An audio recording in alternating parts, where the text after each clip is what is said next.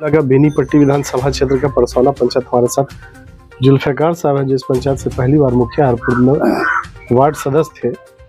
जो इनका 2 सालों का कार्यकाल है उस पर चर्चा करेंगे, लेकिन जानेंगे कि आज भी जिस पंचायत की मूलभूत समस्या है उसका समाधान हुआ क्या।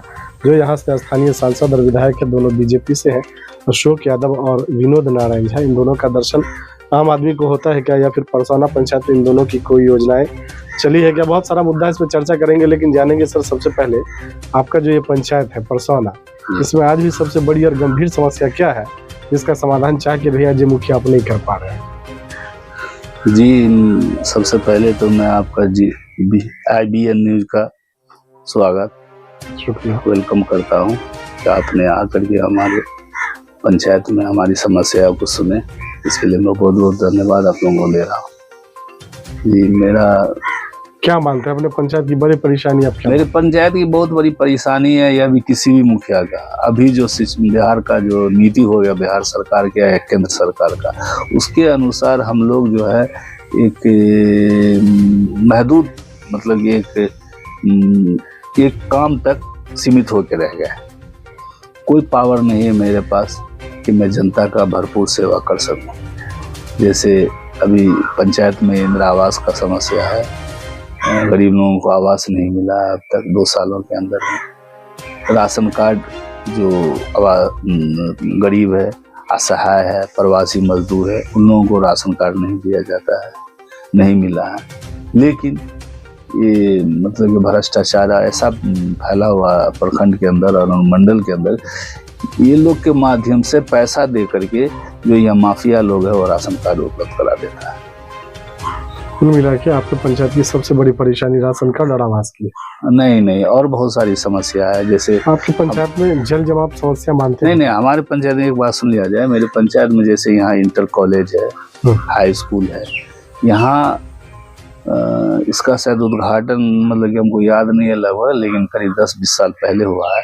लेकिन जीव का त्यों स्थिति में अभी पड़ा हुआ, भवन भी बन गया, लेकिन शिक्षक की बहाली नहीं, जिसके कारण से हमारे पंचायत के चाहे मुस्लिम बच्चा हो या और अन्य बच्चा हो, वो मतलब कि अपने गांव में सब कुछ रहते हुए शिक्षा प्राप्त नहीं कर पा रहा है।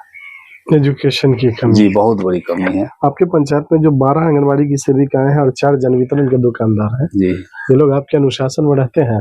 नहीं, इन लोगों पे हम लोगों का कोई भी, किसी भी मुखिया का कोई आंगनबाड़ी और डीलर अनुशासन में नहीं रहते? नहीं।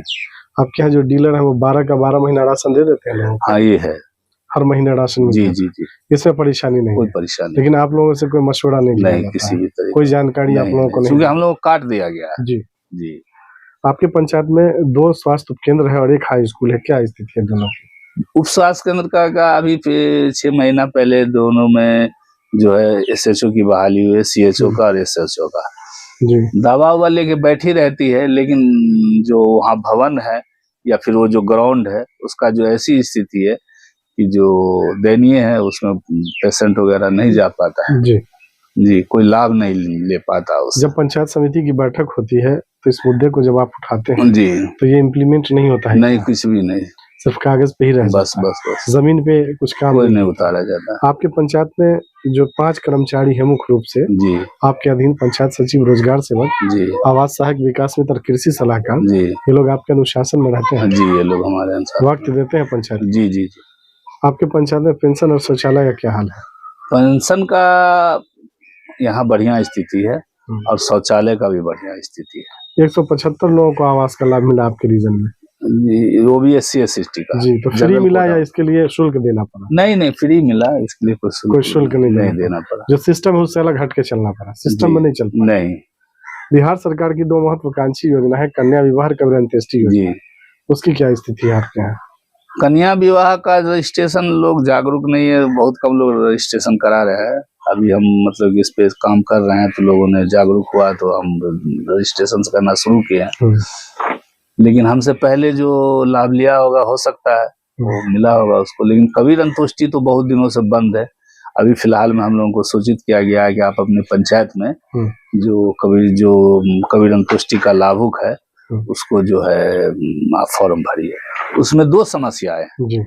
एक पहला समस्या ये है कि उसी परिवार को कबीर अंत्येष्टि दिया जाएगा जिसका BPL में नाम है। और दूसरा रीजन ये बताया जा रहा है कि जो अगर आपके पास बीपीएल परिवार बीपीएल में नाम नहीं है तो आप आय प्रमाण पत्र बना के दीजिए, और आय प्रमाण पत्र 59,000 का होना चाहिए, जिसको ब्लॉक एक्सेप्ट नहीं करता है, जो मुमकिन ही नहीं, जो मुमकिन ही नहीं, पॉसिबल और नहीं। यही कारण है कि लोग बचे रह जाते हैं, वंचित रह जाते हैं। जी हम लोगों को अब खाता में कबीर अंतोष्टि का पैसा अभी भी चेक द्वारा खाता में दिया जाएगा आपसे।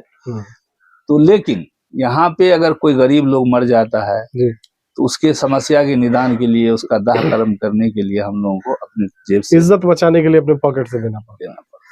आपके पंचायत में जो 13 वार्ड है उसमें नल जल की क्या स्थिति है? हमारे पंचायत में नल जल की स्थिति है कि करीब 9-10 वार्ड में जो किसी न किसी रूप से नल जल चालू है। ये आपके आने के पहले या आने के नहीं, मेरे आने के बाद ये साबु मैं अपने चालू कराया हूँ पूरे मुस्तैदी। बाकी जो 3 वार्ड बचा हुआ उसमें क्या परेशानी है? 2 वार्ड जो बचा हुआ है उसमें जब तक हम लोग 10 में गए, जब तक ये पीएचडी में विभाग में चला गया, तो ये भी मेरे नियंत्रण से अब आगे चला गया। अब उसका समस्या है कि वो कैसे इसका निदान।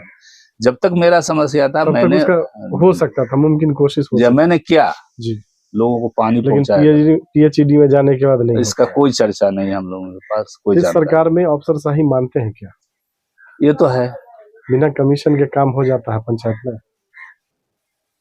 अब तो मैं जनप्रतिनिधि हूँ, बगैर कमीशन का पैसे काम तो नहीं होता है, कमीशन लगता है जी। कौन जो स्थानीय सांसद है इनका दर्शन होता है क्या? नहीं, अशोक यादव कभी नहीं, मेरे पंचायत में ही के अंदर में। इनका योजना आपके पंचायत में कुछ भी नहीं? विधायक विनोद नारायण झा का भी कोई योजना हमारे रीजन में नहीं हुआ पंचायत में। मतलब दोनों जो सांसद और विधायक है न, इनकी उपस्थिति रहती है ना कोई काम रहता है। नहीं, जनता इनसे मुतमईन नहीं, हमको नहीं लग रहा कि मुतमईन। जो 2024 का लोकसभा चुनाव है उसमें सांसद की वापसी मुमकिन है क्या? नहीं, मुमकिन नहीं। और जो आपके विनोद नारायण झा है वो बाहरी भी है, पंडौल से आते हैं। जी, इसके कारण जो बेनीपट्टी का विधानसभा है इसमें कोई लोकल लेवल पे नेता नहीं है क्या? जी बहुत है, लेकिन उनको मौका नहीं मिला है। एक तो ये आप लोग इस बार मांग करेंगे क्या? हाँ, ये मांग जिस पार्टी से भी हो लोकल होना चाहिए। जी हम लोग मांग कर शुरू कर दिए हैं जी, पूरे दमखम के साथ शुरू कर दिए कि हमारे बेनीपट्टी का बेटा ही हमारा सांसद हो, हमारा विधायक हो। जो 2 सालों का कार्यकाल आपका गुजर गया उसमें मुख्य रूप से काम क्या क्या हुआ? मैंने जो मेरे अधिकार क्षेत्र में जितना था मैं उसमें बहुत बड़ा उपलब्धता हासिल किया हूँ।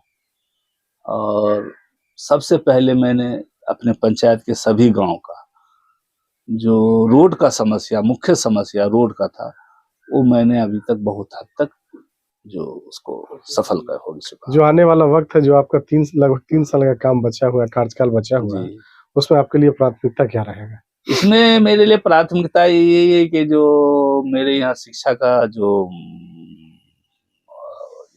शिक्षा में जो अभी दिक्कत हो रही है, एजुकेशन और हेल्थ में सुधार आपके लिए प्राथमिकता। जी। चलिए जुल्फिकार साहब, न्यूज़ IVN 7 और दूरदर्शन न्यूज़ से बात करने के लिए धन्यवाद।